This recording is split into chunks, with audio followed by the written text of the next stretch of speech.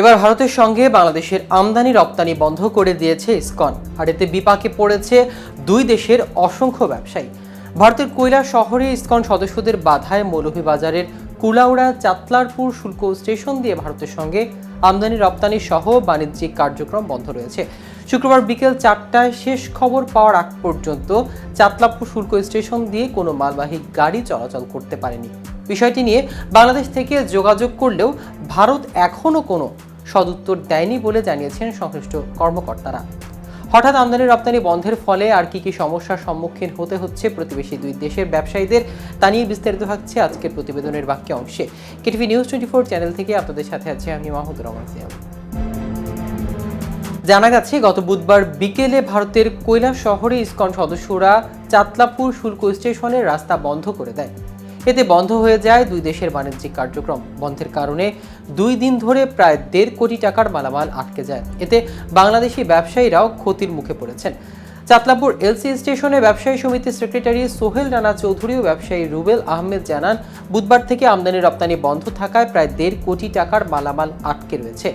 ভারতের অনেক মাছ সহ কাঁচা পণ্য পাঠানো হতো, কিন্তু হঠাৎ করে বন্ধ হয়ে যাওয়ায় আমরা ক্ষতির সম্মুখীন হয়ে পড়েছি।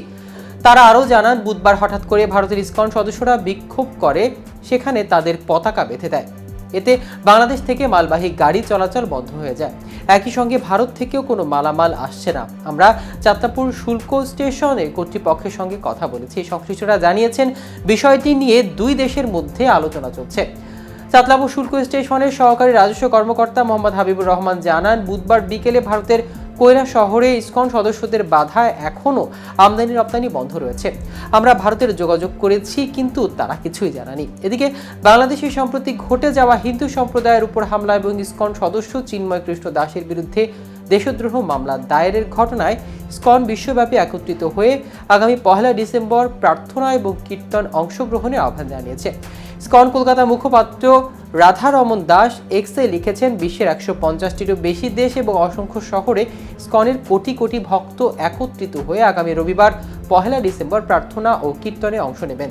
সবাইকে স্থানীয় ইসকন মন্দির ও সম্প্রদায়ে যোগ দেওয়ার আমন্ত্রণ জানাচ্ছি। প্রসঙ্গত, ইসকনের সাবেক সদস্য চিন্ময় কৃষ্ণ দাস ব্রহ্মচারীর বিরুদ্ধে 30 অক্টোবর চট্টগ্রামের কোতোয়ালি থানায় একটি দেশদ্রোহ মামলা দায়ের করা হয়েছে। মামলায় 19 জনকে অভিযুক্ত করা হয়েছে।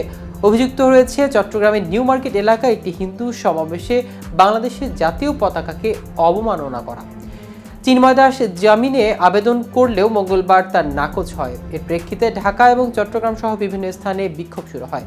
ভারত বাংলাদেশের সংখ্যালঘু নিরাপত্তা নিয়ে গভীর উদ্বেগ প্রকাশ করেছে ভারতের পররাষ্ট্রমন্ত্রী এস জয়শঙ্কর। তিনি ভারতীয় সংসদে বলেছেন, বাংলাদেশ সরকারের দায়িত্ব তাদের সকল নাগরিকের জীবন ও স্বাধীনতা নিশ্চিত করা।